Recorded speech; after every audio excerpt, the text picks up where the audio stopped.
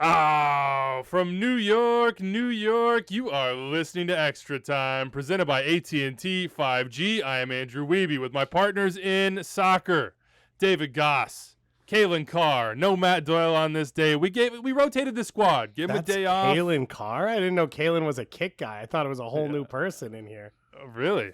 Yeah. I saw a different basement in Atlanta, and it boggled my mind. This is not the pandemic digs that we became accustomed to. Where's the shag carpet? Where's the paneling?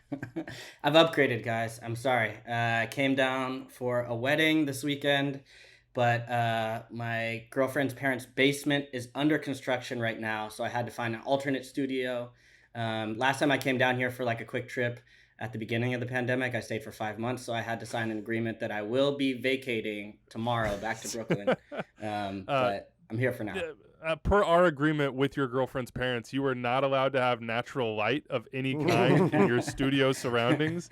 So This is a legal issue that we're going to have to bring to the courts. We'll see who comes out on top. Big day here from the AT&T 5G virtual studios. We're going to miss Matt Doyle, but we're going to go through week 13 in detail. The best thing we saw, of course, our 22 under 22 player of the year so far, presented by Body Armor. We're about a third of the way through the season, so we're going to try to figure out who we think that player is going to be, who it is now, and who will carry on, and who might have the chance to be a candidate down the line. We're going to make Supporters Shield predictions. We are going to tell you who we think is currently in the playoffs that's going to fade out of the playoffs by the end of the year, who's out of the playoffs and is going to finish inside the playoffs in the Western Conference, like all the teams out of the playoffs made the playoffs last year. So that's an interesting question to ask. And then we will try to predict our spoon winner, because it looks like FC Cincinnati will not be defending their dynasty, their three-peat. They will be giving up that spoon this year. Fortunately for them, unfortunately for everybody else. Our lead story from Week 13 is nobody knows jack about MLS. I mean, there are just some shocking results out there. Which is the most shocking, we will tell you. We'll go through the rest of them. We will talk to Tom Bogert about Brenden Aaronson and Leeds United and much more as a preview for the transfer window opening not soon, but soonish. And we will talk USMNT ahead of the Nations League games and get into some Kalen Carr love in the mailbag. Should be a good show. All right, let's start with the best thing that you saw from Week 13. Kalen, kick it off. There were a couple good ones. I mean, I liked Don Dwyer giving the shush to the Nashville crowd. I feel like they waited for 4.5 hours for that game to start. He's like, all you very dedicated people, go home sad. I like Dom. I mean, he was sort of like an antagonist for my Dynamo with the Sporting Kansas City, so I like to see him back to his old tricks.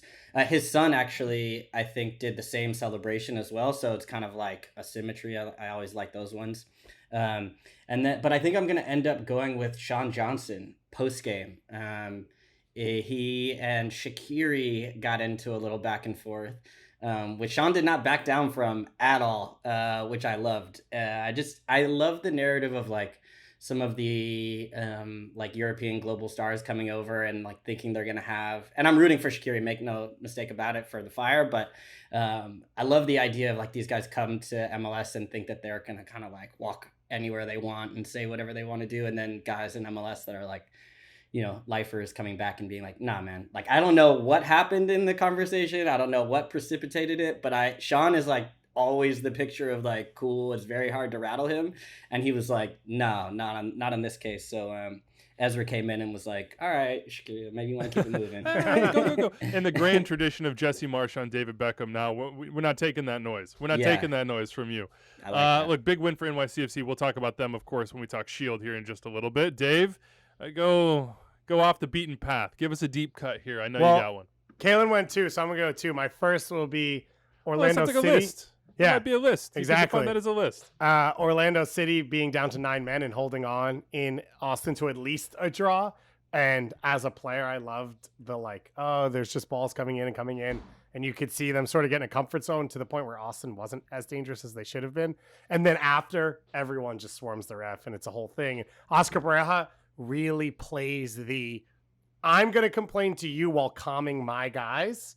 So it's like you can't be mad at me because I'm pulling them away, but you could see him walking away like doing this, and Josh Wolf's trying to like do his thing, and Pereira gives him the hug, but with the tap behind the head, like, oh no, I love you. I'm just mad at them. So you're lucky. You're fortunate to be here. These guys though, Joe Dickerson. I'm looking at you. 2 hands of the eyes, point at you.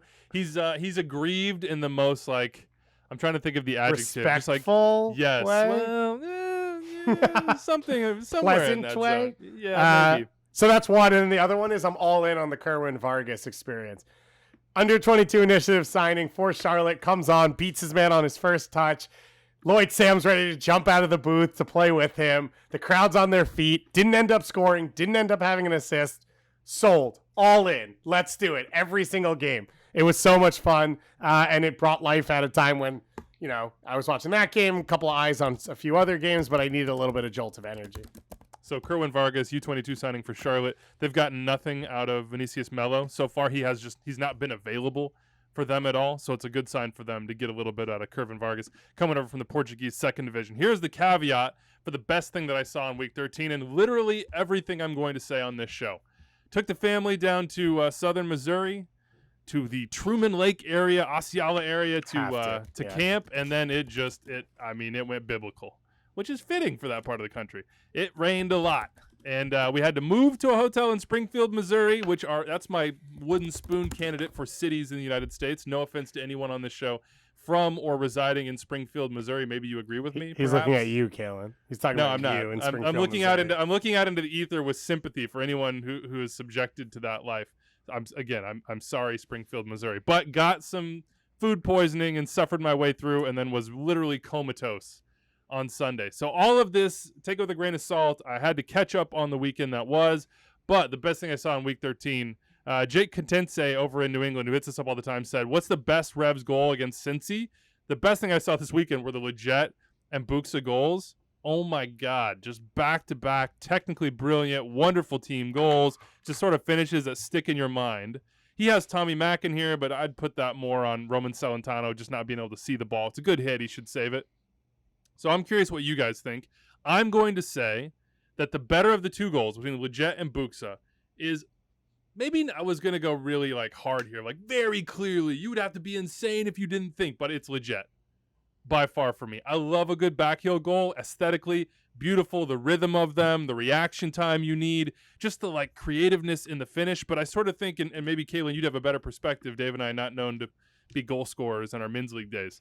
But it's like more of a reaction. The ball's behind you, and you have to figure out a way to sort of drag it and find a way to get it on net. Whereas Leggett's is, he sees that ball coming in. You can see time and space, matrix style, slow down a little bit. He gets those feet, the footwork, gets himself in the right place to scissor across it at an awkward height. For me, the Leggett goal is it's so beautiful, and I love the fact that it was DeJuan Jones coming off the left, banging the post, ball comes back out to Brandon Bye.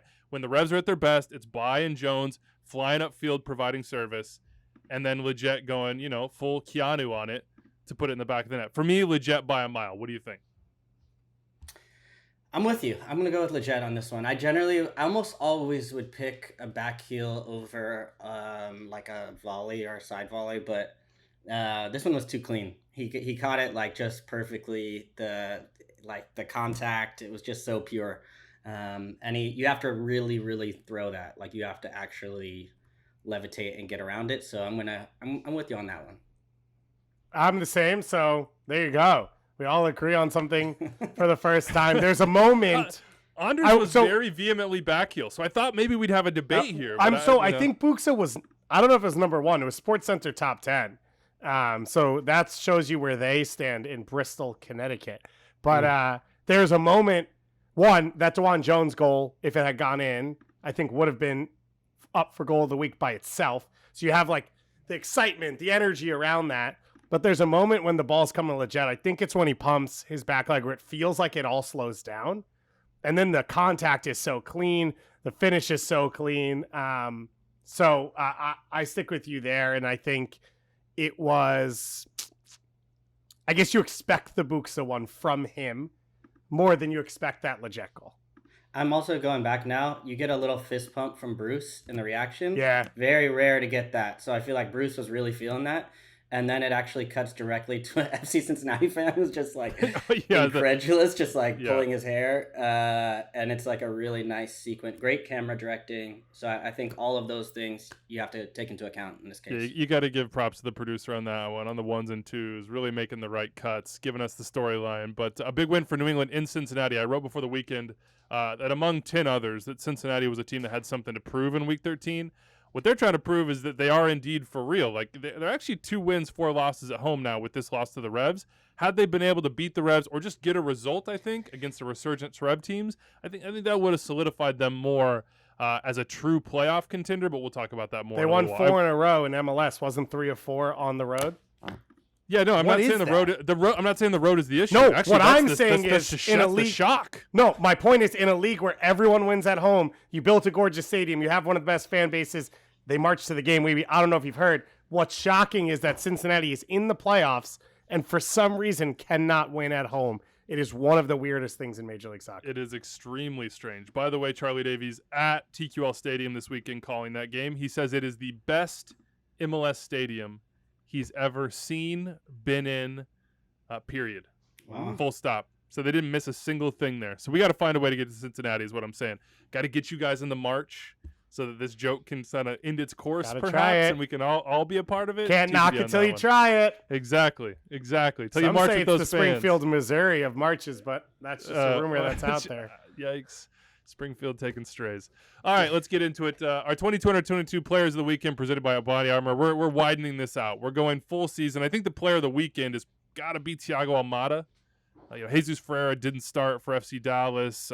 New York City FC weren't really at their very, very best as far as goal scoring goes and chance creation goes, though they did win 1-0 against the Fire. Almada had a goal and an assist and a 2-2 draw against Nashville, so I think he'd be the number one, but we're widening the scope here a third of the way through the season.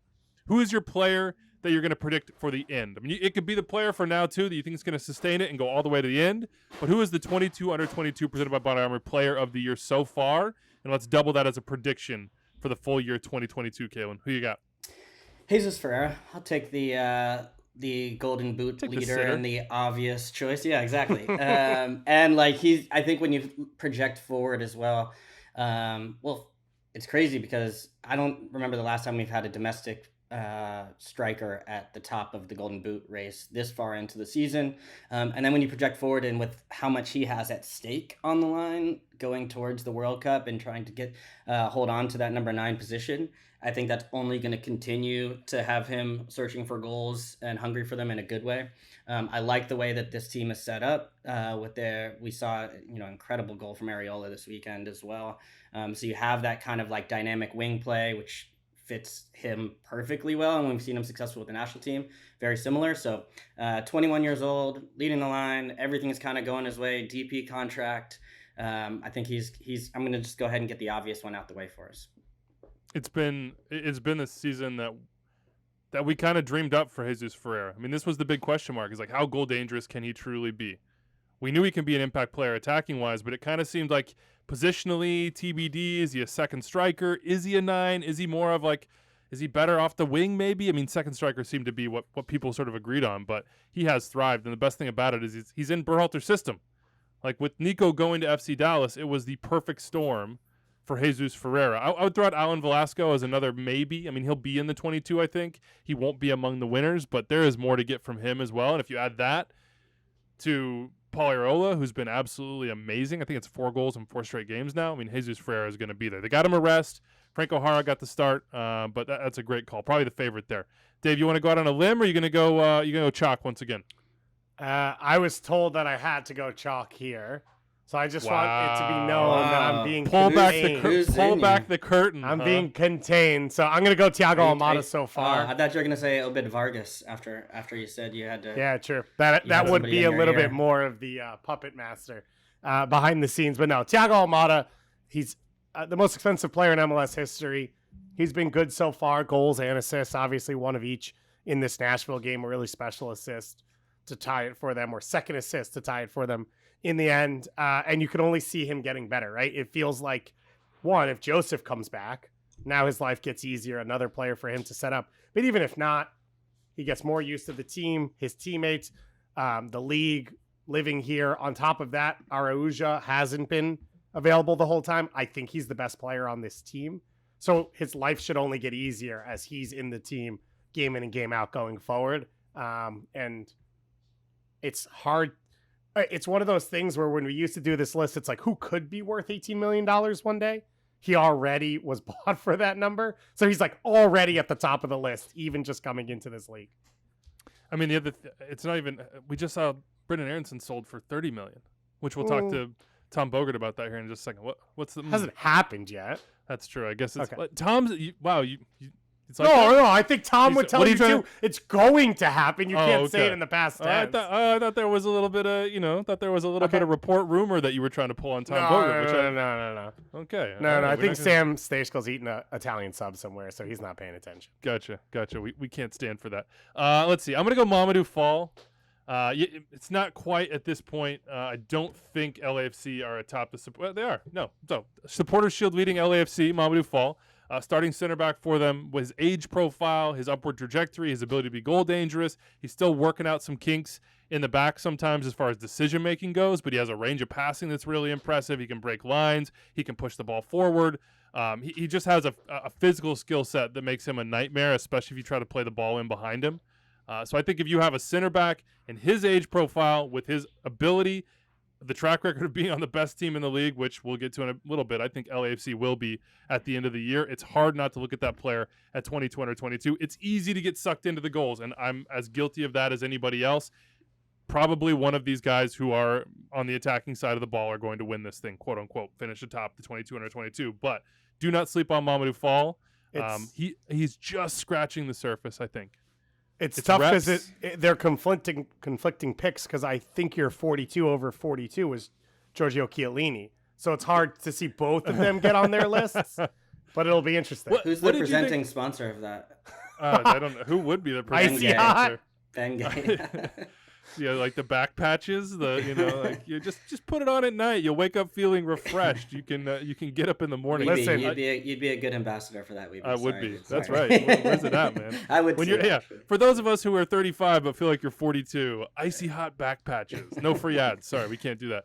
What did you think about John Thornton saying this weekend, or maybe ahead of the game, that Chiellini? It's about asking his wife. He's in. He wants to do it, but he's got to get permission from the wife. Again, I feel that. And that they expect him to be a difference maker on the field. So you have, between Murillo and you have Mamadou Fall, you have two starting caliber center backs. I know, Dave, you will mention Eddie Segura, but TBD on his recovery from injury, wherever he is in that point in the process. No, I think it's a guarantee that you're not relying on Segura to come back from an ACL and start, let's just say. Right? The game plan is for them to win MLS Cup this year. That's their belief. That's their goal. I think it's fair to say that Eddie Segura tore his ACL in August of 2021, that he won't be ready to start an MLS Cup or won't be at his highest level on November 1st or whatever the date is for MLS Cup in 2022. So I think it's fair to say we have the cap space to use it.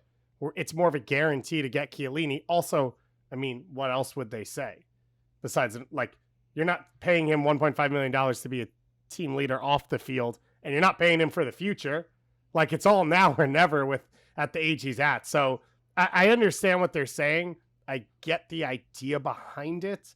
I do think it's obviously a win now play, but teams are built on championships. Win and then figure it out later.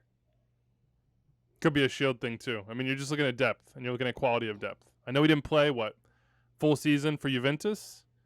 But if you got, over the course of the remainder of this season, if you're thinking, okay, we get 15 high-level starts out of him, and we rotate between the other guys, and if we have an untimely injury, we're much more safe than we were before. He's going to get beat over the top in the first game, and we're all going to be like, well, how long does it take for him to settle in? What's the signing going to be? Well, technically, David Gosteron would tell you that 2023 will be his He's the Daniel Gazdag of the center backs.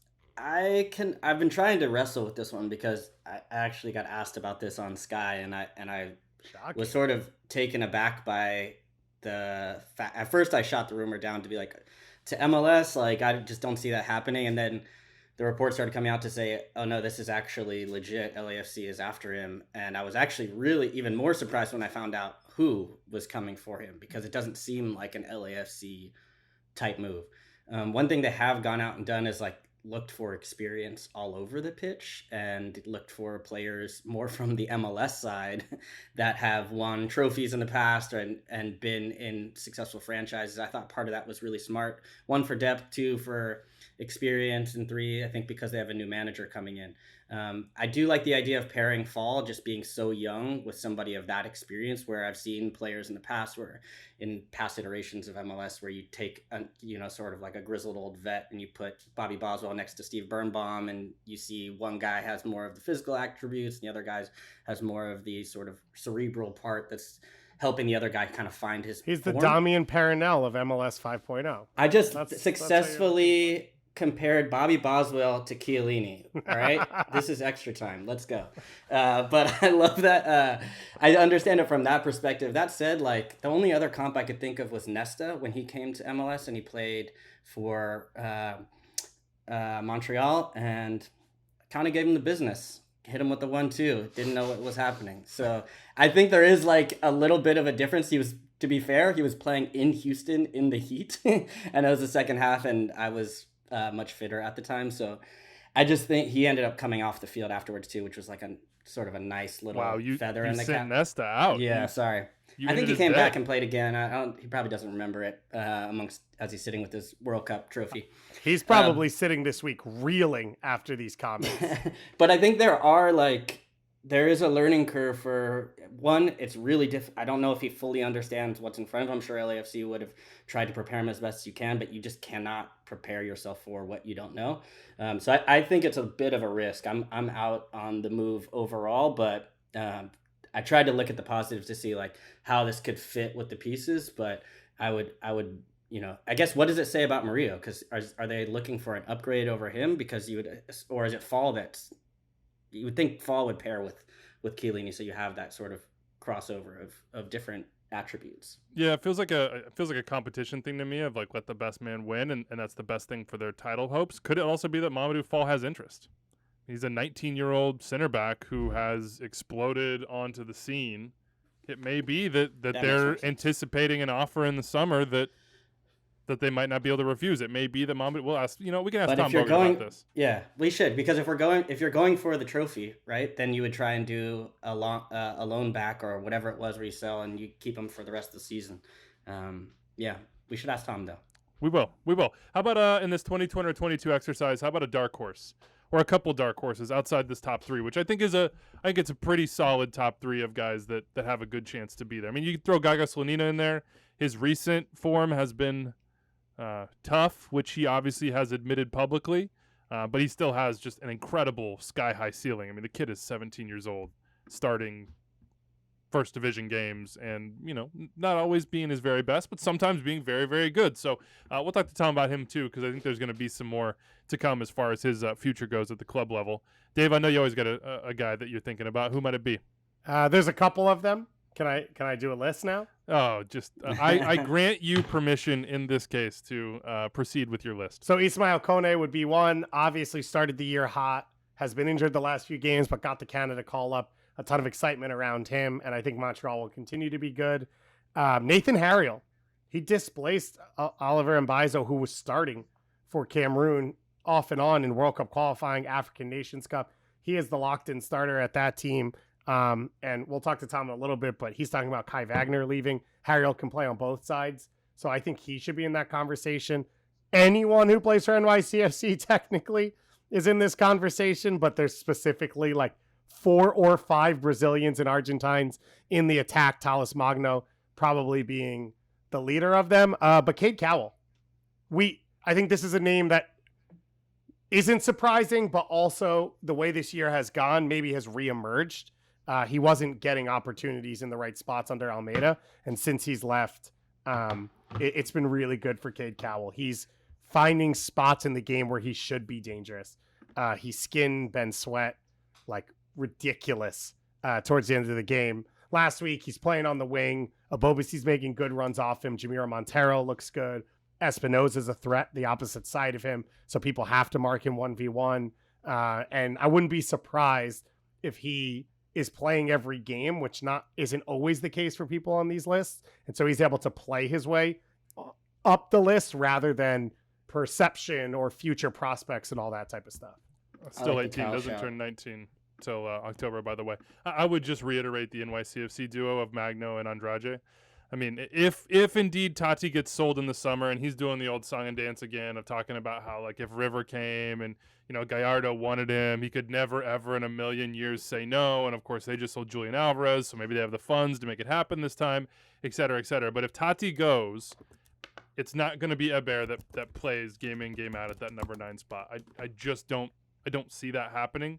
I don't think he fits with where this team is now, and I just think off his injury, he still's not back to who he was. I know you're giving me the crazy look, Dave. He started and scored the game winner this weekend.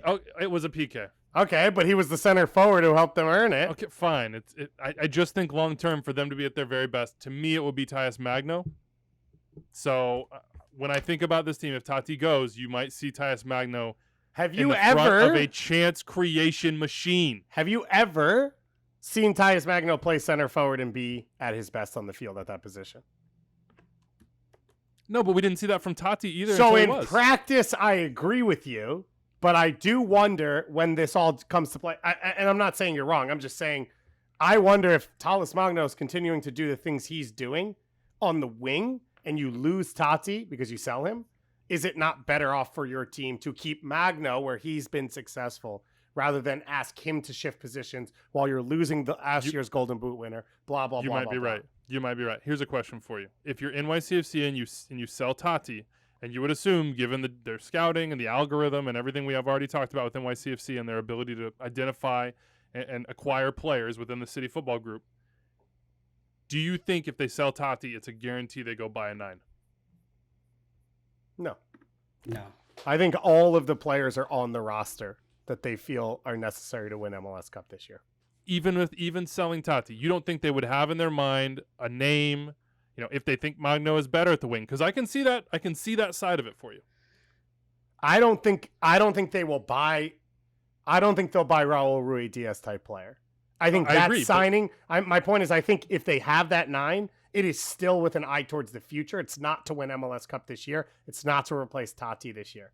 I think all of the players on the team are good enough to continue on. My guess would be, if they were really going to spend money, it would almost be on a Maxi Morales replacement, maybe at a higher age than an under 22 signing that they've had in the past, to sort of bridge that gap. Isn't that Santi or Pereira, though? I don't know that the expectation is that Santi Rodriguez is here long term.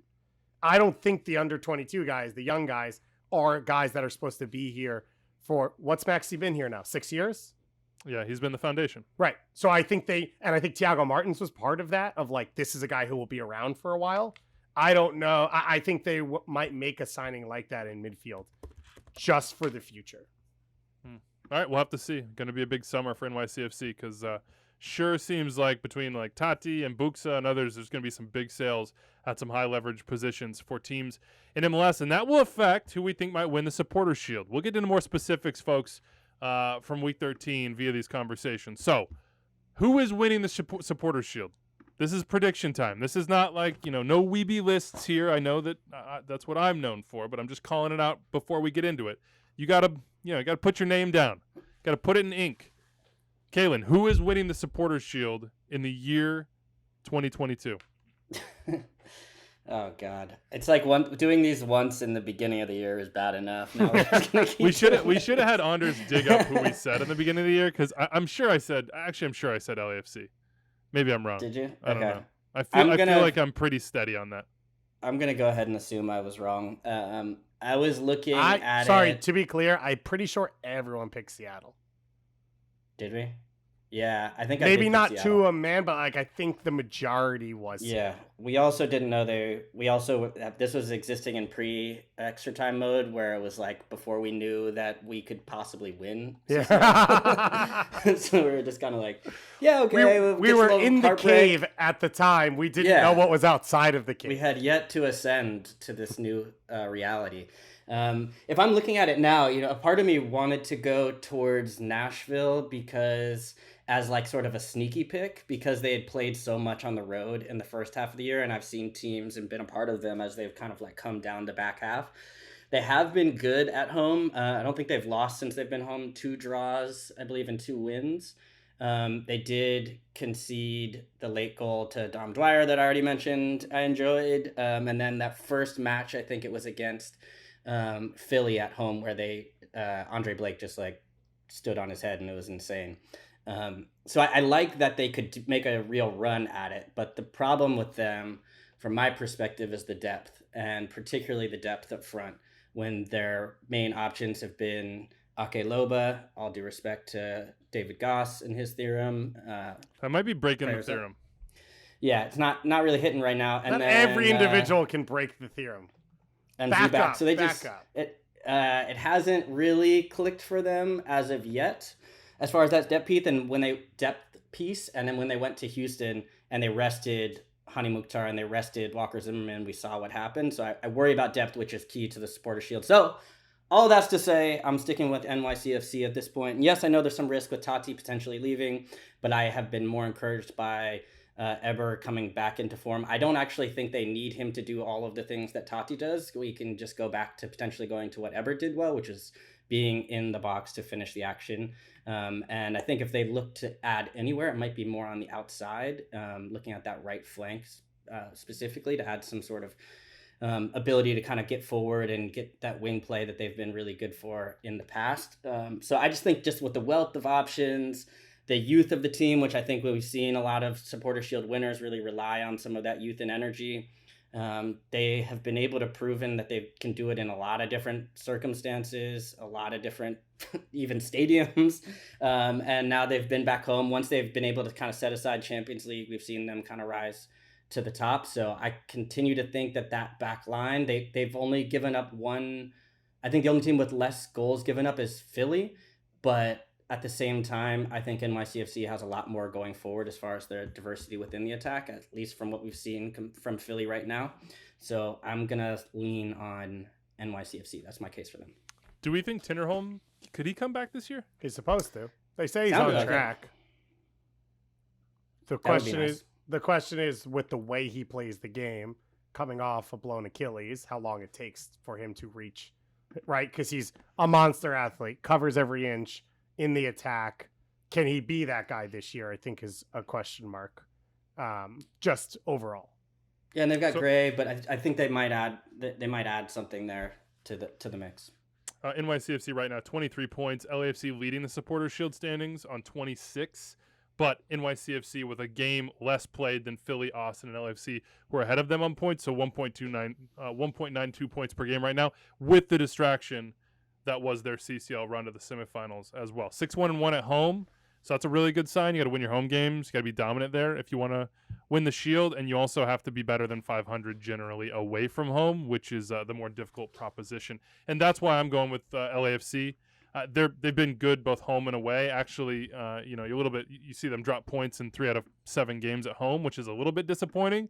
But 4 wins and 6 away from home. And I think with LAFC, it comes down to, for me, one, the underlying numbers really like them. They have been overperforming by just a tad, but I just don't see them getting the most out of their big pieces yet. They're atop the Supporters Shield with Carlos Vela being like basically the worst version of Carlos Vela from a goal dangerous standpoint that we've ever seen in MLS from open play. I know he got one against the Crew this weekend, and he had one midweek as well. So those are good signs, but he's trying to earn this contract. I think, as you said, and I agree with you from the last show, Dave, about what they should do with him. I think that's spot on. You get him, you know what you have, you know that the ceiling can be much higher. Then they have that open DP spot, and they have a big question mark in Brian Rodriguez. Rodriguez missed an open net this weekend. That was disappointing to see. He remains sort of a mystery box, but from a 1v1 perspective, from the ability to change a game, we know he has it. We just haven't seen it consistently enough. So if they can get more out of him, they can get a DP wherever it might be, whether that's like the number 10, whether that's at 9. I still don't think we've seen the best from Chicho Arango either. This is a team that right now is atop the Shield without, in my opinion, playing at their very, very best. And you go back to depth and you go back to youth, just like NYCFC, they have both those things, and they have a ton of MLS experience they brought in at key leverage positions. So I said 2 weeks ago in a column that I think I could see LAFC winning the double. Now, I said that last year, and they missed the playoffs. So take it with a grain of salt. But I would still pick right now, given their ability to improve an already Shield-leading team that's at plus 12 goal differential, by the way, I think LAFC is going to take this Shield in the end. You want to pick any holes in that? Well, no one's surprised. So I did pick. I guess I'm you asking you to pick holes. A in week the ago, Shield you were leaders. like, I don't have a shrine to them, and now you're picking them to win their 4th trophy that you're picking them to win in a matter of a year. So even if I'm To be following, the hole I would pick is if your logic happens and they sell Mamadou Fall and they bring in Chiellini.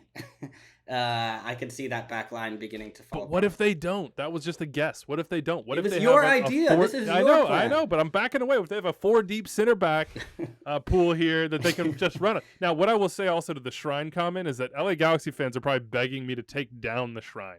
Like ever since I built the Shrine, quote unquote Shrine, they've been garbage basically. Yeah.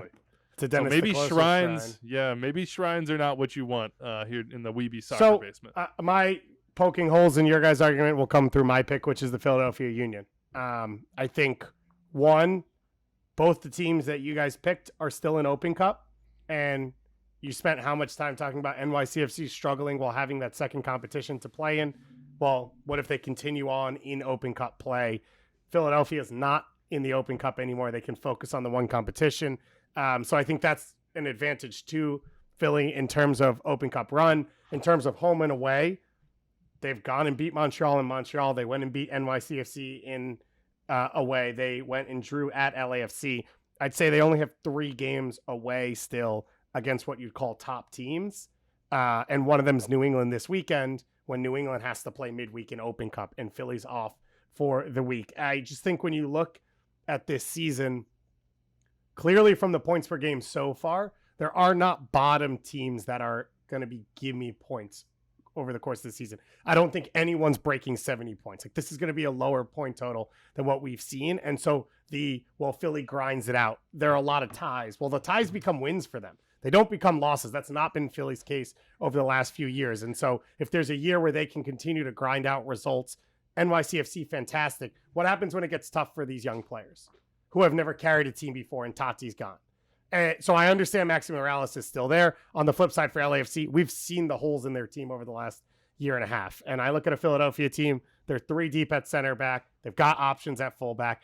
Leon Flock can play 9 positions. And all of this is without getting any production from their number 9 DP that they brought in to be better. And so for me, Philly stands right now 2 points out of the Shield race, 2 points behind the Shield race on top of the Eastern Conference. They will continue to get better, and they are the one team that I think knows what the contest takes. They know what the situation calls for. They've been here before. They've got the best goalkeeper in Major League Soccer to keep them afloat when things get tough. And so that's why I'm picking Philly.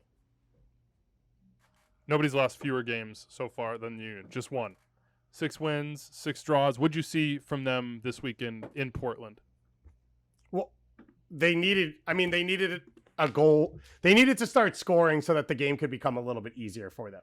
And they did that. And I actually thought they were a little bit more open than I expected after that first goal, but it led to more opportunities for them. And I think Jim was able to set them up so that they were able to create more chances. The game was more open and it was easier in a different way for them, but they're still bend and don't break.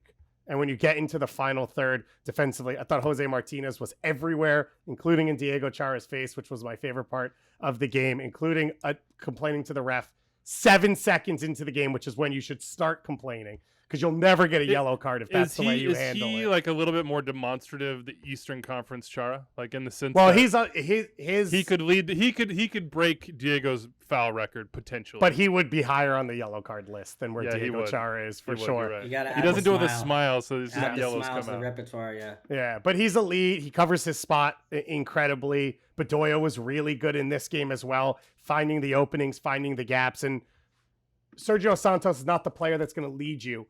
But if he gets hot, he'll stay hot for a little bit. That can carry you for a time when, Carranza isn't scoring or Gazdag somehow potentially maybe takes a step back for a few games. Santos is the type of guy who can sort of carry you in those moments. And so I think it was really good for them to see him get a goal. They haven't scored more than 2 goals in a game all year.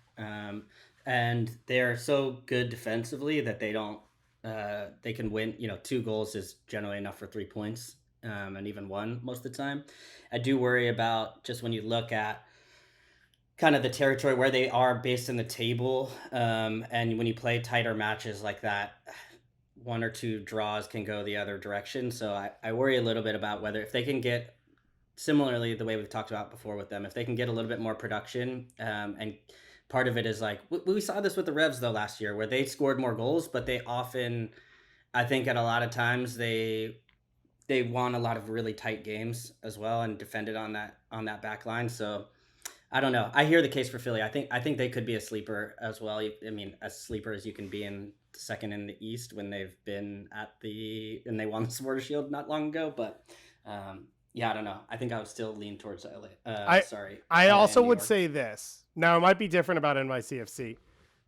I think if it comes down to the end of the season and they are in the running, let's say against LAFC will keep, I think, their horses ready for a cup run because they've won Supporter Shield. Where Philly, if they are in a race for any trophy, they're full in for that. You think so? Given Yeah. they Really? won the Shield? Given that Yeah. the whole question is getting done in the playoffs? It's not, though. It's the Philadelphia Union. They are a lower spending team. It is winning trophies. It's winning stuff when you have the opportunity. That's where I think Philly stands versus maybe some other teams where they are focused on specific trophies. I And where think do the you one feel NYCFC falls in that category? Because they just I won don't know. MLS Cup. Yeah, that's why I said I don't know about NYCFC.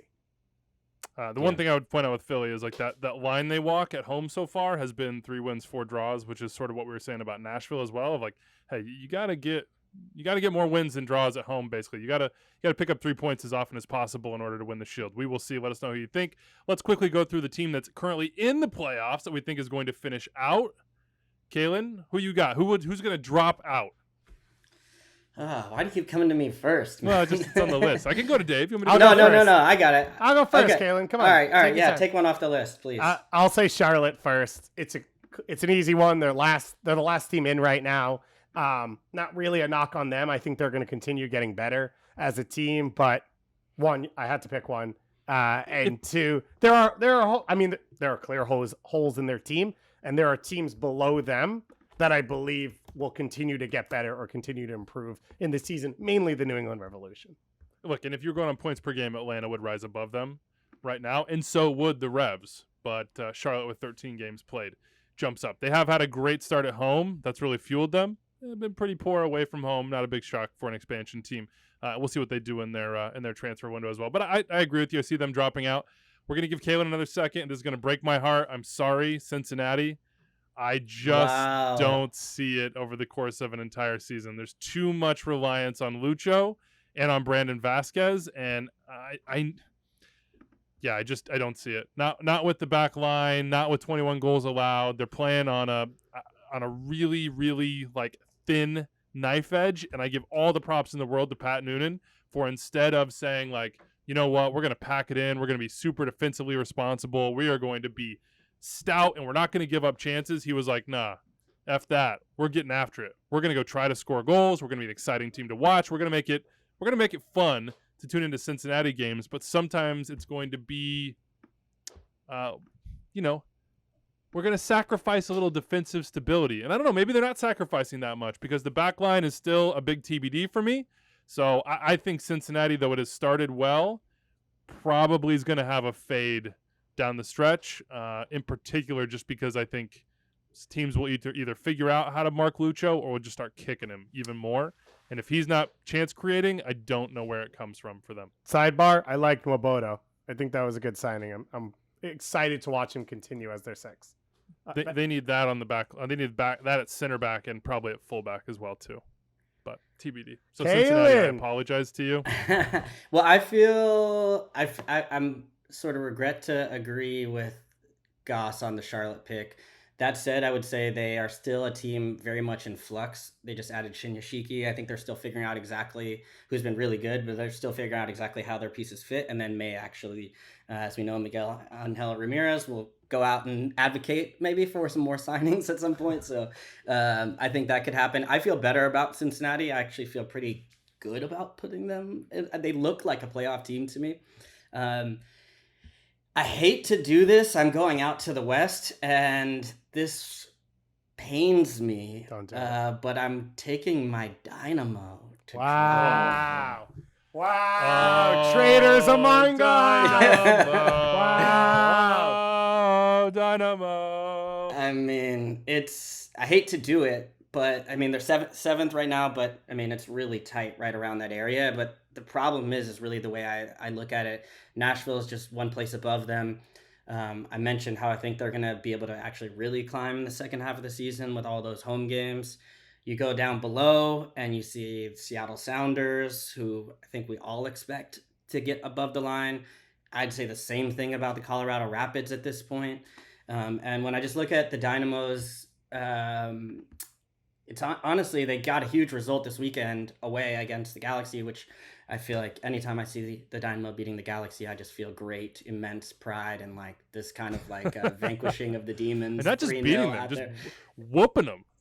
Smashing them. Yeah, I mean, they're Galaxy. I just reeling in existential crisis mode, which is my favorite version of the LA Galaxy. Actually, I'm a little bit worried about them staying above the line. I didn't pick them just because they're a little higher up the table, but I wouldn't be surprised after what we've seen the Galaxy do in years past. Show that it seems like they got it figured out, and then, oh no, here comes those backline problems again. But the Dynamo actually is their home form, the inconsistency at home that has caused me to question, where I've seen them generally be so much stronger. They're a little bit better on the road now with 2 wins on the road, which is rare for my Dynamo, even in my days. But the home form really hasn't been as consistent in the past. I still think they're the third best team in Texas behind Dallas and Austin. Now I'm just piling on. Wow, Kalen. Whoa. But I think it'll be tight for the Dynamo. But when I just look at Seattle, it kind of feels like he's enjoying this. No, I'm not. But trust me, I've suffered, man. I'm in the fire. It's been dark days over the past years. But I like the direction that Nagamura is going with the group. But they've made some mistakes even on the road as far as simple stuff like set pieces, defending, defensive errors and mistakes, red cards even at times. So I think there's still a work in progress. They're definitely, to be where they are right now, is a huge improvement from where they were, say, even just last year. So they're on the right track, but I just worry a little bit with the Sounders and Colorado behind them right now, creeping up towards the back half of the year. Maybe even Minnesota with the talent they have.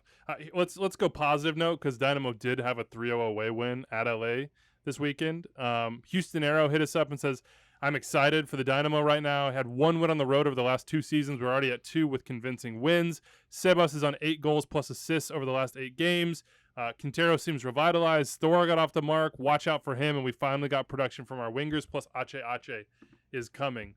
Better goal this weekend, Thor Yolfarsson or Mario Balotelli. Step over magicians. The Rabona finish makes it tough. Yeah, the Rabona finish is filthy. But Thor had a goal, man. That was a sick goal. And Sebas embarrassing Jonathan Bond was also a joy. A little chip over the goalkeeper. That was Carlos Vela against the Quakes-esque. Well, Weeby, I want to fill you in because I know you and the Golden Throne at home were probably stuck together at the time. But Thor literally misses a sitter about 45 seconds before this goal. That is class that you cannot teach. Like Corey Baird breaks through 2 defenders. He plays it to Sebas Ferreira in on the right side. Ferreira makes the right play. He puts it across the box to Thor. Thor takes a terrible touch with the outside of his right foot, bangs the shot over the crossbar to make it 2-0 or 3-0, whatever it would have been at that point. 2-0, I think. And it's like, really, man? Like, this is the thing you were brought here for. You're supposed to be a finisher. And then like a minute later, he does that. And that's all anyone will remember. That is true form. At the same time, Mario Balotelli has probably tried that 100 times in an actual game and not scored. So this is the class artists. It's the same stadium that Mario Balotelli attempted a backheel goal from. Was it on a PK and got subbed out? I believe it's the same stadium. Well, it's the same spirit actually, that it takes. You can't score one without missing the other. Like the same mentality that shows that you just do not. It doesn't really matter that much. I don't know how else to put it. It's just like there's a freedom to that can create the sort of beautiful side as well as the absurdity. It actually reminded me the Thor goal reminded me a little bit of the Ariel Lassiter goal from the week from Inter Miami over Red Bull, where he kind of cuts it and he's almost going away from goal. Thor hit it even better. But the idea to kind of like cut, you're moving back, and to get that kind of power on a shot where you're going away from your own, from the target, is even more impressive. So it was good to see him get off the mark. let's give Tyler Pasher a little bit of credit too. All 3 goals in this game for the Dynamo were special. Tyler Pasher absolutely nailed one. Go check out the highlights from there. Big win for the Dynamo. Things are getting better. Ache coming. There is a chance it could stay above the line, but they got some monsters. They're out of the playoffs behind them in the West. A bunch of playoff teams from last year currently below the line, which brings us to the team currently out of the playoffs that will finish in, and we've taken Seattle off the board because that's far too easy. I'll get us started here. I think Colorado Rapids is a really easy choice. In this spot. I don't think we've seen them at their best between CCL and everything that's happened to them over the last couple of weeks with travel and adversity. I just trust Robin Fraser, and I trust this squad. They do have a question mark as to what they do when Austin Trusty leaves. Got the center back from Cincinnati that's going to fill in. But they played without him this week. Yeah, I think they'll be fine. I'm just saying he's been in that team for a long time through their success so far. Also, do we know he's leaving? I don't know, man. Is he starting for Arsenal next year? That's true. He's not, so he's going to be loaned somewhere. Maybe it's back to the Rapids. I don't know. It'd be disappointing for him. I don't know. We'll see on that one. But I think at the end of the season here, the Rapids will be comfortably above the playoff line in the Western Conference. To me, they're better than the Galaxy. They're better than Houston. They might be better than Salt Lake, who are sort of, riding emotions and a prayer sometimes. But I trust the Rapids and I trust Robin Fraser. So I see them getting back above the line with Giassi and Rubio up there producing for them up top. How about you, Dave? Well, I was supposed to go third because it makes mine more realistic because you guys took the other ones off the board. But I'll go second based off how you chose to do this. I can't pick Colorado because you did. You told us that we can't pick Seattle. So that was another big one, an obvious one. I probably should have chosen the Revs, but I went bold. And I went with the Chicago Fire. I like what I see with Jairo Torres in the team. I like what I see with Chris Mueller in the team. I'm not worried about the Gaga Slonina issues. One, because I do think they have other options if they have to. Either way, I think defensively the structure is sound for them. Chihos has been impressive, and it'll take the pressure off them when these guys are fit and scoring and clicking. Listen, it's not my money. I don't have to pay Shaqiri. It doesn't matter how much. I do think he's an elite player in Major League Soccer. I just don't think he can do it by himself. That's what was asked of him over the first month and a half, 2 months of the season. Maybe other guys have done it. That's great. But I think we're going to start seeing the best of him. And as I said, I don't think there's a bottom team. So I think it's just going to be teams trading punches back and forth over the course of the end of the season for basically half of the Eastern Conference. And I believe that the Chicago team has enough talent to get out and make it into that 7th spot. If you are at the end of the season seeing the Chicago Fire above the playoff line, you go straight to David Goss and you give him all the props in the world because that's a ballsy pick. Someone has to pick someone. Yeah, they're down there at the very bottom of the Eastern Conference on 11 points, 0.85 points per game. They're actually at the bottom of the Supporters Shield standings right now, Dave. I want to make sure that you understand these things as you make this choice. Yeah, but they're also 5 points out of the playoffs today. 5 points. What's 5 points? It's nothing. That's true. It's nothing. Yeah. It's nothing. What's 5? I like the positivity. Yeah, me, you, and Ezra. Kalen, I got you. We're taking shots. Okay. You're dunking on your old teams. I got it. Someone's got to carry them back up. I will say this. I will say that they'll probably make more signings in the summer. That's what they're saying. Probably go back to the wing. The George Heights experience in Chicago hasn't exactly been wonderful so far. David and Skokie hit us up about that. So I would have. He says he asked if the David Goss theorem applies to GMs. So I would have some question marks about whether or not they make the right moves in the summer to get them over the top. So on the David Goss theorem for GMs, can I do that real quick? Go ahead. It depends on what the team looks like. Basically, you have to base it on when is it their roster the first time. So, for example, this isn't Chris Albright's roster. This is his roster. No, 2.5 years in. I'm saying this isn't Chris Albright's roster. At the same time, we gave Garth Augerway credit, I think, when it maybe wasn't his roster yet, when Seattle started winning. So it goes both ways, but you have to sort of target a moment when enough of the roster is clean that they were able to make their moves and to see the team that they chose to put together. I agree with you about George Heights is what I'm saying, but that's the way I would read it. It's not year 1, year 2 exactly. It's more if someone takes over a team and everyone's on 3 or 4 year contracts.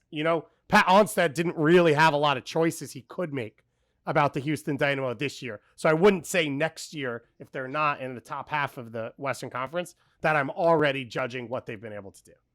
Okay. Why are players not allowed the same sort of forgiveness when it comes to the David Goss theorem? Well, one, just the GMs get time where it's their roster. What if I want a different manager? What if I want a new manager coming in? So for a player to get better, now I got to change the whole roster around them. That feels like a lot of work for one person. Also, come on, Kalen. Careers are fleeting. You never know what will happen. Get it done. I'll take it. All right.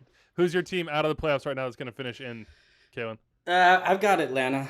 I just think too much talent. There's, they've lost so much talent, but you see the way that they've still been able to withstand and kind of continue to move forward. I think also you're seeing Araujo, Almada, Moreno, Cisneros even has been able to get goals. So just a lot. They've got to figure out the sort of back line situation, but I think they have some options there to play with. So I just think when you look at the Eastern Conference, I'm a little more concerned actually about New England still, as far as some of the where they're at in the standing below. I think I find it really fascinating that nobody's chosen them, at least to this point, as the team that's going to get above. But I could see Atlanta jumping Charlotte, even though they haven't quite beat them in the head-to-head match at this point, or even Cincinnati or one of the other teams as well. So I'm picking Atlanta as my team on the outside, but very close and most likely going to get in.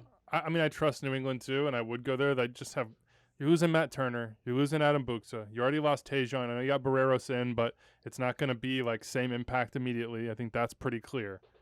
I just wonder if Bo is not healthy. Josie hasn't been healthy, hasn't been able to get it done so far either. There are a lot of question marks when it comes to the top end talent outside of Carlos Hill right now for New England. Best fullback there in MLS though. So. Dude, they are so fun to watch. They're awesome. Oh my God! Although Don Badji got his shoulder got to the end line this weekend, which I was shocked by. All right, let's quickly, because we don't want to pour salt in the wound. Give me your spoon winner here prediction. I don't think there's a FC Cincinnati bad team in this league. I mean, they're 3-time spoon winners. They were way 0.7 points and below all 3 of their first years. That in type MLS. of dynasty, that type of excellence takes time to build. Yeah, well, actually, it doesn't take any time to build. I mean, it's like immediate. For Cincinnati. But I don't think that's going to happen this year. Right now you have 13 teams within 5 points of spoon position, to go to your point about Chicago and the playoffs, Dave. I mean, 13, fully half the league within a result or two of spoon territory. I'm going to go Inter Miami on this one, even though right now Inter Miami are up in 10th. They are 4 points out of the spoon.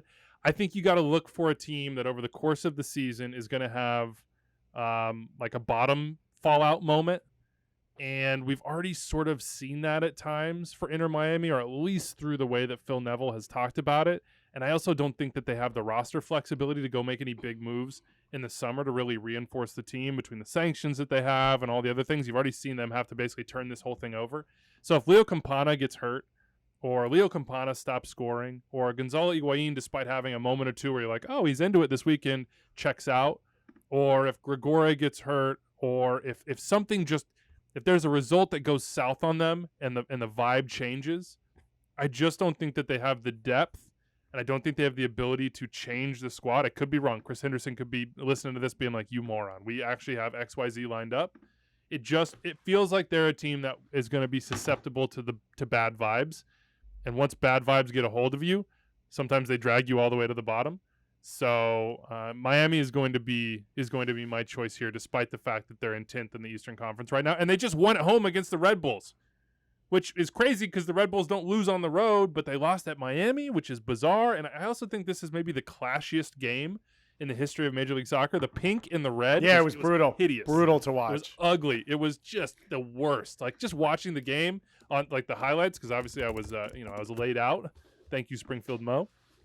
I was like, oh God, who could watch this? This is terrible. Just awful. So Miami's going to be my choice. Who you got, Kalen? I'm going to go with Vancouver. It's just, I mean, even this past weekend, which I think I know they got a draw on this one, right? It was against Sporting Kansas City. Who? Vancouver? Oh no, they lost to Charlotte. Sorry. Yeah, and wait, this was also the match where they didn't have a goalkeeper, is this right? They started Max Anchor, who they signed to an MLS Next Pro deal this week, because he was their backup in MLS Next Pro on an academy deal last week. And they only lost 2-1. Well, yeah, but it feels like it's been one blow after the next for them as far as like the health and safety protocols that hit the team. Then it was they've had injuries before that. The back line doesn't look the same. They've tried to sort of adapt, and it just feels like they've lost a little bit of that sort of magic, right? I don't see Sartini being able to kind of bring that same sort of back half energy that he had last year, and I thought there might be a challenge beginning a whole new season from the start than just sort of taking over at the end and trying to will this team more maybe on vibes than anything. That's credit to them. They did really well towards the back half of the year, but it seems like the wheels have kind of fallen off and they're falling pretty far behind. It's still tight, but I had to pick somebody, and I felt like Vancouver, with just the kind of bad luck that they've had even at this point, and maybe we've seen moments from Cavallini, but not consistent enough. And then you also have Brian White, who was kind of like really the one that carried them through those large stretches of last season, and through injuries or absences, he hasn't been able to find that same form yet. So maybe that's the hope for them if he's able to get going. But as of right now, it's not been good for Vancouver. Just the Andiamo vibes they were everything to me for so long. I hope that's not the case. I hope Vandy gets it turned around. I hope they get healthy. I hope that Max Anchor knows that he has one of the best names in all of sports. Dave, what's your spoon pick? I'm going to go with SKC, which is a pretty big roundabout for me because I picked Johnny Russell to be MLS MVP preseason. I think I had them second in the Western Conference. But you talked about being able to improve. They signed all their under-22 initiative players this offseason. They have 2 DPs that are out that they can't replace at a DP level. I just don't see how it changes from a roster composition point of view. And with what they have out there, it just doesn't feel like they have enough to turn the tide. Obviously, Peter Vermees, of all the teams we're talking about, right, and all the coaching staffs and whatever, he has the most trust of any of them. And so it's why I find it hard to believe. But when you look at the roster compositions of teams, when you look at the way things have gone, to lose 7-2, I mean, it's just stuff that you wouldn't really expect. We also spent some time talking about tanking last week, I think, and what it would look like. Daniel Shalhoub's in the last year of his contract. They don't have an option, my understanding is after this year. Jegson Mendez, baby. Trade Shalhoub and whatever you need to get Jegson Mendez in. Let him be just a ball-winning monster for your team for the next 5 years. And he doesn't even start in Orlando. Wouldn't you just try to re-sign Shalhoub and then trade allocation for Jegson Mendez? Maybe. I don't know. I mean, given their recent history of scouting, I don't think you could just let Daniel Shalhoub. Well, the thing with Shalhoub is, one, do you think he's on his ceiling coming off last year? And then 2 would be Pulido's back. You have Sonis. You have Johnny Russell. Right? It's not going to work this year. Is Shalhoub a locked-in starter for you next year if it does? Whatever. I'm just making up fake rumors. The reality of it is they have a hole in central midfield. Their old Cam Duke started at center forward this weekend. He started at right back on Wednesday night. This is how bad it has been for them. And I'm a little bit worried.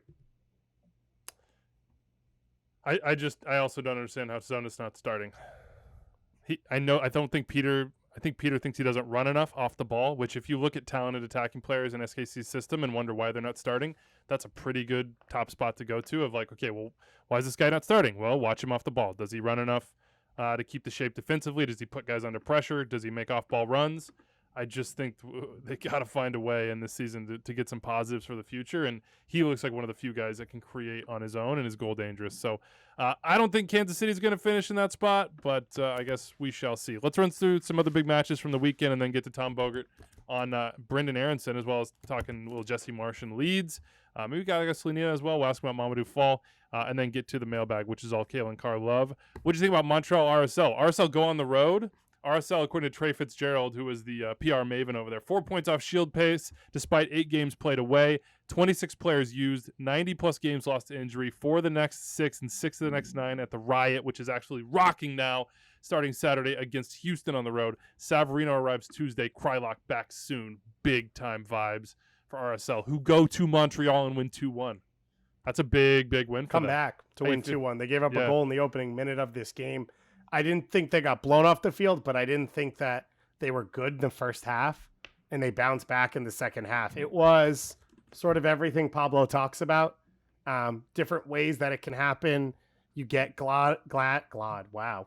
You get Justin Glad off a corner kick header, and that sort of opens the game up for them. He looks like you remember when he was like, had like, sorry, Kalen, had Kalen Carr's body type back in the early days? Just like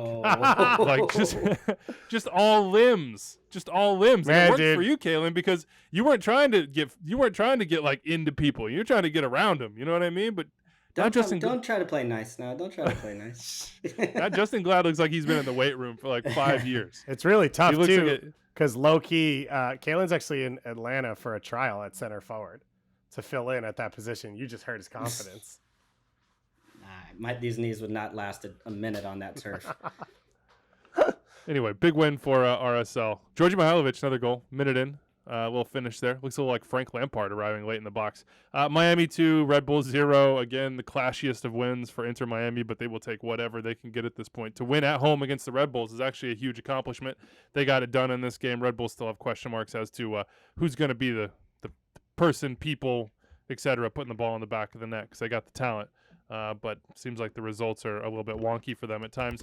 Minnesota go on the road and beat Dallas. Paul Airola with a big goal, but Robin Lod gets his 6th. He's 10th in MLS on that number. He scored 5 in the last 7 games, and he is now the Loons' all-time leading goal scorer in MLS play with 22. That's pretty incredible. That's a big win for Minnesota. So congratulations to the Loons.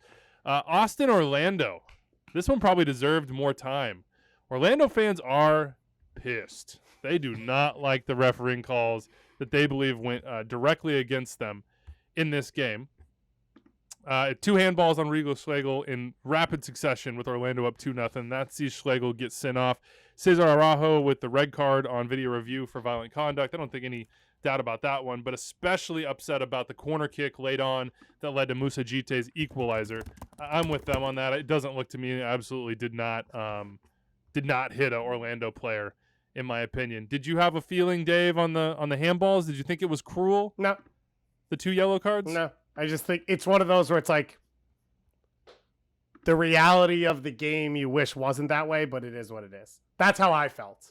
But also, I don't have any skin in the game. So I can understand. Yeah. I can understand, feel like when I talked about with Poppy in the beginning of the show, like you can understand the feeling aggrieved because you look at it and you say, well, now why is it 11 on 9? Like we haven't done anything wrong in reality. So I could understand that part. Maybe 11 on 10. At the time, but I'm just saying. Post Cesar Araujo is, yeah, for sure. And then the corner kick is just sort of a poke in the eye, I think, for them. Remember, that's not video reviewable. And I also think there is some scar tissue, let's say, with Orlando from last season and seasons previous when it comes to some referee calls that they thought definitely went against them. But a big draw for Austin, but still a lost opportunity. They were sort of getting played off the field there for about 60 minutes until Orlando went down to 9 men. How about Nashville, Atlanta? This was a tough one for Nashville, I thought. Big draw for Atlanta, but Nashville sort of gave this one away a little bit. I mean, certainly the first goal, Joe Willis gives away. But that's going to be a match that Gary Smith looks back on and says, dang, we should have had 3. From that one, LAFC go to Columbus and win. We didn't mention Columbus in the spoon conversation, but we probably should have. It just feels good. like they're too talented. We think they're going to make a DP signing at the number 9 position. It sounds like it's going to be a high-level one as well. But I think they're the most plodding, methodical team in the league, and it doesn't create chances. It's so slow that by the time they find the openings, it's normally closed down. All right, let's get to Tom Bogert. Talk a little Brendan Aaronson and Leeds, as well as Jesse Marsh's big celebration. And I don't know if you call it a miracle, but maybe it felt like one for Leeds fans. All right, Tom, what's up, man? What's going on, Weeby? How are you?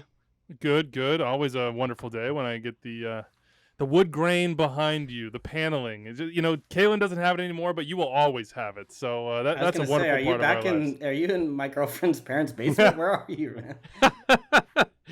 It's amazing. How many? I love that. He's like, no, I'm not. I didn't. That was a grenade that I wasn't jumping on. There's no funny way to answer. Yeah, I was gonna say the guy. Watch out for the guy with a mustache. Mr. Steal your girl. Are you in my girlfriend's parents' basement? Are you downstairs? Okay. Oh man. Let's move All right, on. tell us, Tommy Scoops, about this Brendan Aaronson business. It seems like very good business for everybody involved. Yeah, man. So Brendan Aaronson, they had Leeds and Red Bull Salzburg agreed like the framework of the deal, a while ago. They've been working on this for a long time, pending their relegation or Premier League safety. So Brendan Aaronson will be joining Leeds United now that they're confirmed avoiding relegation from the Premier League, in a deal that's worth around $30 million plus a little bit in incentives. Yeah, so it's definitely a good deal, I think, for all involved. It's a very big price. I'm doing the numbers right now. Depending on if Weston McKennie's incentives hit or not from the Juventus transfer, I think he's the second most expensive American player of all time. How do you think Brendan? How deep are your sources here? How did Brendan watch this Leeds United final day match in the Premier League? Yeah, I don't have any sources on that. I'd imagine he was rooting very hard. I know that people at the Philadelphia Union were big Leeds United fans on Sunday. What do you think they'll do with the money? Is there any indication on that side? I mean, there's a lot of income for them between, Aaronson and Mark McKenzie. Does this make it more likely they go out and spend a big number? I know they went out and spent not huge, but fairly large on Ura. What does this do for their club? Yeah, I wouldn't kind of deduce it down to that in terms of this. Hey, this is $5 million more that they could spend. Like, they look at this as the investments that come into the academy, that this helps pay for a year or 2, 3 years, whatever it is in terms of the finances for the academy. So yeah, I wouldn't equate it necessarily to that they're going to spend big transfer fees. But again, they, Mikel Ura was what, 2.5, 3 million. Like, that was a club record transfer fee this winter. Like, that stems from the original Brendan Aaronson deal, the Mark McKenzie deal, and everything else that comes from club generated transfer fees. When I was looking at the transfer fee at 30 million, when I think about, like, I know it's not a direct from MLS transfer fee, which changes things, but the numbers even to the Premiership, it was Almiron was, I think, at about 30 million. Mm-hmm. I think Alfonso Davies was 20 plus, around 20ish to go. 22, assuming all incentives hit. Okay. I guess at just looking at that number, did that strike you as a little bit higher than you expected, or is that just kind of basically what the market indicates for someone who's coming from, playing for Salzburg, or like if you compare it to like not just the MLS comps, but I guess just sort of the market in general, is that a fair number? Yeah, I mean, it's definitely a big fee, and there are a lot of factors that go into this. Like, look, Premier League clubs can afford that number. Like, it is pretty wild, the money that goes around the Premier League. This is a team that avoided relegation by a point or 2 points, whatever it ended up being, and there's no question that they can afford a $30 million transfer just because of the TV money and everything else in this league, rather than, say, other leagues that, really only the top 4 or 5, if that, could afford, a $30 million transfer. Again, it is big, but with the context of Leeds had a $20 million bid rejected in January. I believe they had a $25 million bid rejected in January, so it makes sense that the fee ended up climbing to 30, that it was agreeable for all parties. Again, look, like, Salzburg weren't like actively shopping him. They didn't 100% kind of acquiesce to the idea that he was leaving. This was such a good financial deal for them, A, for that they couldn't really pass up, and B, they wanted to work with Brendan Aaronson. He really wanted to go to Leeds. So if they got relegated and this deal went off, there's no guarantee that he would have left before the World Cup, just because how many other teams can really afford $30 million, and who would be as good of a fit for Brendan Aaronson than Leeds United with Jesse Marsch. And again, he's been a long-term target. He was there when Bielsa was the manager. Bielsa really wanted him for the relegation fight. So this is just kind of a perfect confluence of a great price and a great situation. Wonderful stuff from MLS. David Goss still having a lot of trouble. Oh my God, so many. It's funny, but I mean, it's not that funny. I didn't mean for it to be funny. I'm literally secondhand embarrassment. I have been crying for the past 5 minutes. Just continue on. You guys are good. You're doing great. I've been trying to answer these questions super seriously as Goss is literally under his desk, and I can just see his back kind of moving because he's laughing still. Oh boy! This guy's gone. All right. Let's talk some other targets and look ahead to the summer here. Gago Slonina has not had his best. He hasn't put his best foot forward, let's say, but I don't think that's going to dampen interest in him. He's a 17-year-old. He has this huge ceiling. Tell us what you know about how things have sort of coalesced around him, what the Fire might be dealing with this summer, and what might be in Gago Slonina's future. Yeah, there are a ton of teams that are still very interested in him. Big clubs. There's a lot of Premier League teams. The latest reporting has been coming out. Like there was something that came out the other day that said Wolves were closing in on a deal for Gaga Slonina, and I was told, categorically that the Chicago Fire have not received a bid from Wolves. I can confirm that Wolves are definitely among the teams that are very interested. That's absolutely a potential landing spot, but to say that something was close would be a little premature. Something else came out, I think today in England in terms of reports that they're trying to get, like a £3 million or £4 million. Like, I don't know any specifics there, but I'd be really surprised if that was the whole deal. Like, I'd imagine that there's going to be a lot of incentives or whatever, and a loan back clause or however they need to word it. That I'd be really shocked if he doesn't at least finish the season here in Chicago. When Chelsea were talking with Chicago about a potential deal, or talking with Slonina's camp, it would have been a 2-year loan back to MLS. So he would have been here not just for the rest of this season, but also for next season. Obviously, that deal got off the table and complicated with Chelsea's ownership situation. So maybe they revisit that at some point in the summer. But yeah, there's a lot of TBD here. The market's heating up. He's likely to be the most expensive teenage goalkeeper since Gigi Buffon, which is really cool. All right. Any other news around MLS for the summer that we should be thinking I want to about? ask one more. Oh, go ahead. Fall. Have you heard? We talked about him earlier. Yeah. We were going through and saying with Chiellini coming in potentially for for LAFC. Is there movement, interest, and like how serious is it that potentially would LAFC let him go for the right price, or would they look to try and keep him throughout the season? Yeah, I mean, LAFC, I think have established, or they've at least been talking about a culture of developing players and moving them on. So I don't think that they would necessarily, look to stand in his way. If something came, I'd be surprised, I guess, if something came in the summer. I haven't really asked so many people about this, but I do know that there are a lot of teams in Europe that have had been keeping tabs on him. And, there aren't that many teenage center backs that are playing in a top domestic league around the world. And obviously he'd been playing very well. There's going to be ups and downs at that position. He's still refining his game. But yeah, he's a big talent that a lot of teams in Europe are aware of. Also, this is me adding to speculation. He is originally born in Senegal. There are some sorts of laws and stuff to help you get to France, potentially. So he could be available for reasons that make it easier for him than just a normal American. Good point. Anything else you're hearing, thinking about, just have on the top of your Hey 2 monitor list ahead of this summer around MLS? Yeah, I mean, there's definitely the Tati Cassiano stuff. The latest that was coming out, apparently West Ham are in from now. I'm looking forward to seeing kind of how that develops and where he ends up. I'd be surprised if he doesn't leave this summer, but I was very surprised that he didn't leave in the winter, so who knows? There's a lot of things. Jaquil Marshall-Ruddy is another name that I'm going to keep an eye on. Like Liverpool and Arsenal is where he trained in the winter. I know that, a bunch of big clubs are super interested in him. So I was talking to somebody in Toronto in the offseason that they said, yeah, we could probably get like 8 or 10 million for him right now if we wanted to, but we don't want to sell him right now. So, I'm looking forward to seeing how that kind of progresses. They view him as a wing back in Europe. That's why it works out super well that Bob Bradley turned him into a right back at the beginning of the season before he got hurt. So yeah, that's another one. I know a lot of clubs are watching Paxton Aaronson, Red Bull Salzburg chief among them, which would be fun if they took the Brendan Aaronson money and then just went to Philly and bought his younger brother. I don't know if something will happen this summer or not. Philly are trying really hard to keep him for longer, but look, there are a lot of teams that are in for him, and we'll see how that goes. And lastly, not exactly MLS, but with Venezia getting relegated to Serie B, Gianluca Buccio's future is one to watch, and a bonus one for Venezia. They have been very interested in Portland Timbers manager Gio Savarese. They have not contacted the Timbers for permission to speak to Savarese, so nothing's new there yet. He's under contract for another year and a half, so if something progressed to the point where Portland would be okay with him leaving, they would have to be compensated by Venezia for Savarese. Again, this is all way down the road. Right now, we're just in interest stage. All right, let's talk USMNT roster. No Gaga Slonina there, but big news.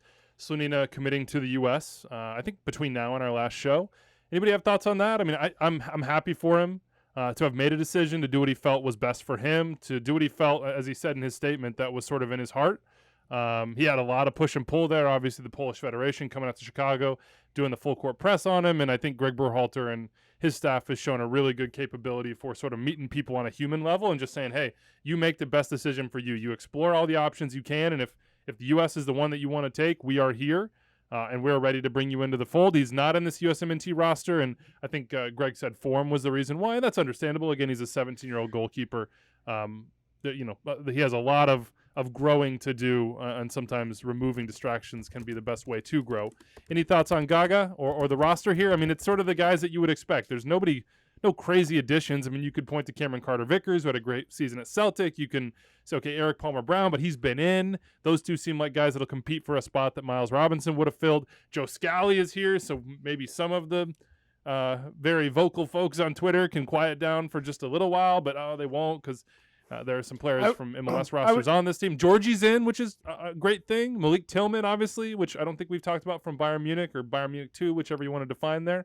But this is sort of the guys that you would expect to be there. This is a camp not to only see new faces, but to integrate a few new faces while getting more reps for the guys that, that Greg trusts and knows and will likely be considering for that 23-man roster. Yeah, I would say, and I think most people would agree, outside of maybe Malik Tillman, there are no names on the roster that are surprising. It's more the people left off, right? Like, what was the limit? How many guys were you going to call? And I think for all of what I've read and talked to people about and talked about myself coming into it, there were more names that I thought we could see, rather than saying anyone here is surprising or it doesn't make sense or there's not reasoning behind it. I mean, we basically knew Cameron Carter-Vickers was coming in because Greg said it a few weeks ago.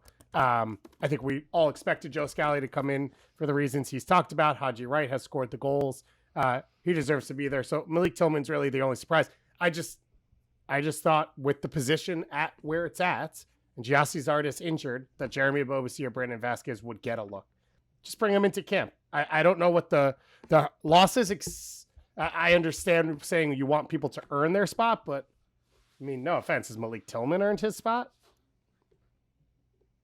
My only thoughts I had is that Levy started this by saying, "Hey guys, what do you think your thoughts are?" and then called an ISO for himself and went on a 3.5 minute monologue. Welcome to I would have passed you TTR. the ball right back if you asked for it. Look, James Harden he's not throwing it to you, man. I'm gonna chuck bricks. I'm gonna put out lists. I'm gonna do what I gotta do. It wasn't a brick. You hit it. That's the thing. I would have thrown it right back. I get frustrated with people that are like, well, why wouldn't he go to overturn every rock? I do agree with you, Dave, that like an Ebobisse, a Vasquez, that'd be interesting because that position is so wide open. But maybe for Greg it isn't. Maybe he's like, it's Ferreira, it's Pepe, and I'm looking for one or two guys at the very most, and I think Haji Wright is a better option for me there. But like at this point in the process, you're not going out and trying to find 5, 6, 7 new guys. It's maybe one or two guys that haven't been a part of the team up until now that qualified for the World Cup. You need to be building even more chemistry, cohesion. You're building toward 3 games. Like you have to have guys that are experienced together, that understand the relationships on the field, that understand what the plan is and how to execute it, that have been through some stuff before together. Like it doesn't make sense to me, people that are clamoring for all these dudes that just haven't been there. That's not what these Nation League games should be about. That's not what these friendlies should be about. It should be about fine-tuning, honing, and making sure that you're in the best possible position to make the best decisions possible for the 23-man roster for the World Cup. And that doesn't mean overturning every single rock. That's my rant. James Harden to the rim. Give me the free throws. Let's go. All right, that's it. Any other thoughts on the USMNT roster of these Nations League games? We're going to do some watch-along shows for all of them. Canada as well, folks. So I think those will be a Twitch and YouTube Live. We have special guests lined up. Should be a really good time between the likes of DeMarcus Beasley and many others that we're currently booking. So be ready for that. I will say this last thing. If you want one more, Weeby. I know you wanted one more. Canada didn't have Marcelo Flores choose Canada. He went to Mexico. He got called up to Mexico when he was not a professional player yet. The U.S. is calling Malik Tillman up. What I'm saying is Canada is the only real men's soccer program in all of CONCACAF. Everyone else is amateur. And that's a capper for that one. Mailbag time, 401-206-0MLS. Extra time at MLSsoccer.com. It's all Kalen Carr. We'll keep you along for the ride, Tom. From Z, I just graduated from Cal with a degree in biochem. Can I get a Go Bears from Kalen?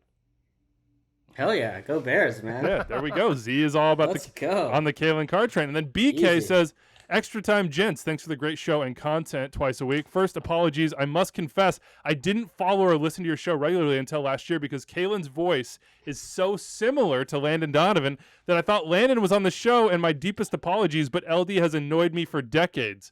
Maybe it's a character flaw. I'm working on it, I hope. Since I got that solved and I can delineate between Kalen and Landon Donovan, I've been listening regularly for the last year and enjoy the content.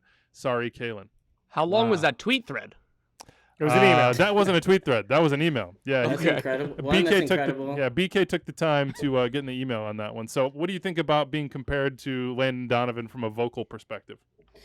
One, that's an incredible email. Two, Landon Donovan has been annoying me for decades as well. Well, I was actually a big fan of him until he broke my heart so many times. Three, I'm looking at this more as an opportunity where maybe I can actually start doing like podcast interviews as like a stunt double of like a vocal stunt double to Landon. Give him Or a break Kalen, on the course. Learn a whole Like new... the World Cup's coming up, he's not going to be able to do every paid appearance possible, right? He's going to need someone to step in. Yeah, he says no to some of them, right? All the time. I'm sure he said no to extra time, right? At some point. Yeah, that's Many times. Yes. I think Kalen, here's my thing. You learn a third language because he already speaks Spanish, and you become the Landon Donovan dub in French or Mandarin or something like that. So now, when they need Landon Donovan stuff, you step in. where did Landon take his sabbatical back in the day? Thailand? Wait, Philippines? Cambodia? Yeah. Cambodia? Wait, what was the other character he played in that commercial he did? It was like it was Donovan. Yeah. See, That's you got that. You got that insurance money coming your way, man. Also, BK hit us up and he just said, look, he thinks Almada, Araujo, Cisneros, and Moreno is a really good front four and is going to drag Atlanta into the playoffs. We agreed in our segment there, and he wants us to ink Jesus Ferreira as the USMNT number 9. Eric Erickson finishes off with the Kalen Love. Can you change the name of your fantasy team mid-season? No idea. Anders might know. I think Yes, you you can. If so, I want to change it to Kalen's quote the other day when Weeby was talking about Vasquez and team chemistry with the USMNT. Quote, if you score goals, you'll be friends with everybody. Love it. Keep up the great work. And if a t-shirt is lying around, send it my way. Still got this Austin t-shirt, folks. Haven't got a good offer on that. And I think that's going to bring us to the end of the show. I'm surprised you didn't take Austin for the shield. I thought you might That's not the way that's not the way that relationship works. I guess that could have been a good reverse troll, but Austin fans know. We got a good our chemistry is good right now. All right, that's it for us. Hit us up. You know how to get at us at Extra Time on Twitter, 401-2060-MLS if you'd like to text. Extra Time at MLSsoccer.com. Big thanks to Tom for putting Dave literally under the table. One of the better moments on this show in recent past. We're out of here. Adios.